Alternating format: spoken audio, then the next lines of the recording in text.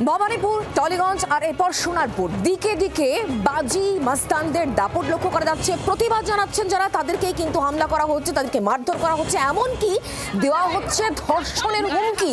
পুলিশে অভিযোগ জানালে পরে ধর্ষণ করা হবে এমনই অভিযোগ করছেন, এমনই অভিযোগ উঠে আসছে। সোনারপুরে ইতিমধ্যে এই বিষয়ে লিখিত অভিযোগ দায়ের করা হয়েছে। তুমি যা করবে করে নাও। তুই নিজে কি করিস? তুই কি করিস? পাল্টাস শালা। ফালতু মেয়ে ছেলে কথা নাই।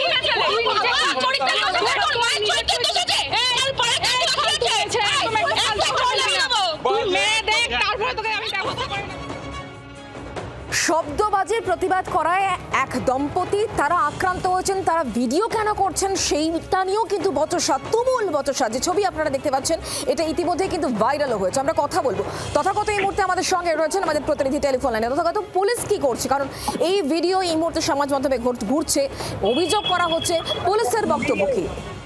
দেখো, দুপক্ষই কিন্তু দুপক্ষের পক্ষ থেকে কিন্তু সোনারপুর থানায় অভিযোগ দায়ের করা হয়েছে এবং সেই অভিযোগের ভিত্তিতে তদন্ত শুরু করেছে সোনারপুর থানার পুলিশ। এবং যেটা জানা গিয়েছে যে প্রাথমিকভাবে যারা আক্রান্ত দম্পতি তারা গতকাল রাতেই অভিযোগ দায়ের করেন। অন্যদিকে আজ সকালে যারা অপোনেন্ট পক্ষ অর্থাৎ বিরোধী পক্ষ তারাও কিন্তু অভিযোগ দায়ের করেছেন। দুটি পক্ষেরই অভিযোগের ভিত্তিতে তদন্ত শুরু হয়েছে এবং যেটা প্রাথমিকভাবে জানা গিয়েছে এক পক্ষ তো শব্দবাজি ফাটানোর প্রতিবাদ করছে, অপর পক্ষের বক্তব্য কি? অপর পক্ষের যেটা বক্তব্য, তাদেরকেও মারধর করা হয় এবং গালিগালাজ করা হয়েছে, তাদেরকেও হেনস্থা করা হয়েছে এমন একটা অভিযোগ তারা কিন্তু ইতিমধ্যেই আজ সকালবেলা 11টা নাগাদ সোনারপুর থানায় অভিযোগ দায়ের করেছেন। এবং তাদের বক্তব্য, তাদেরকেও কিন্তু হুমকি দেওয়া হয়েছে এবং তাদের বাড়িতে বেশ কয়েকজন বয়স্ক লোক রয়েছে, তাদেরকে মারার হুমকি দেওয়া হয়েছে। এই ধরনের অভিযোগ তারা কিন্তু দায়ের করেছেন। এবং পুলিশ সূত্রে যেটা জানা গিয়েছে যে গতকাল পুজোর বিসর্জন ছিল এবং সেই বিসর্জনকে কেন্দ্র করে কিন্তু এলাকায় বেশ কিছু তারা যুব গ্রামবাসী যারা ছিলেন তারা বাজি ফাটাচ্ছিলেন এবং এই যে যাদের বিরুদ্ধে অভিযোগ করা হয়েছে তারাও বাজি ফাটাচ্ছিলেন।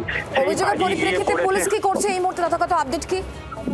দেখো, এই ঘটনার তদন্ত শুরু করেছে পুলিশ, দুপক্ষকে এবং এলাকার বাসিন্দাদের জিজ্ঞাসাবাদ করছে। তবে এখনো পর্যন্ত এই ঘটনায় কেউ গ্রেপ্তার করা হয়নি, তবে দুপক্ষকে ডেকে জিজ্ঞাসাবাদ করা হচ্ছে এমনটাই কিন্তু সোনারপুর থানার পুলিশ সূত্রে জানা গিয়েছে।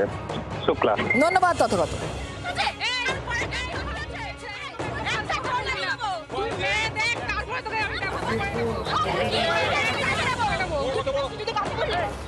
শব্দবাজির প্রতিবাদ করায় এক দম্পতি আক্রান্ত হয়েছেন।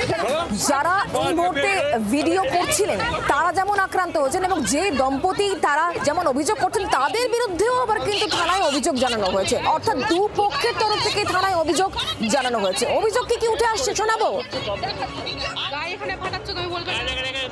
কালকে রাতে 9:30টার সময় এখানে আমার পাড়ার কয়েকজন মিলে বাজি ফেরাচ্ছিল এবং সেখানে আমাদের একটা ইলেকট্রিক স্কুটি সামনে রাস্তাতে চার্জ হচ্ছিল। তো সেটা সরানোর জন্য আমার হাজব্যান্ড যখন বাইরে বের হয় তাকে উদ্দেশ্য করে চকলেট বোম তার পায়ের দিকে ছুঁড়ে মারা হয় এবং পায়ের থেকে যথারীতি রক্তপাত হয়।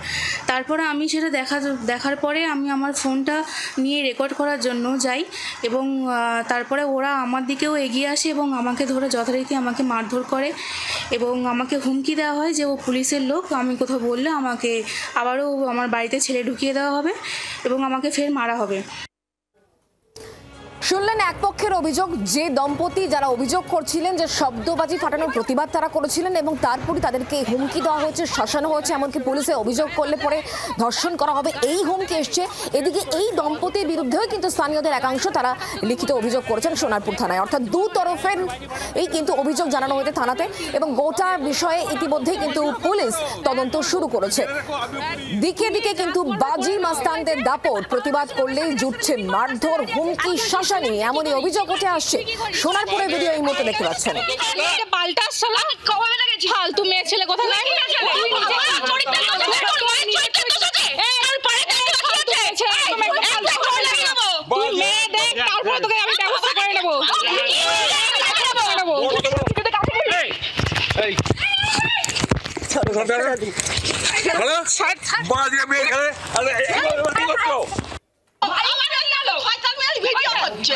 তুমি নরমাল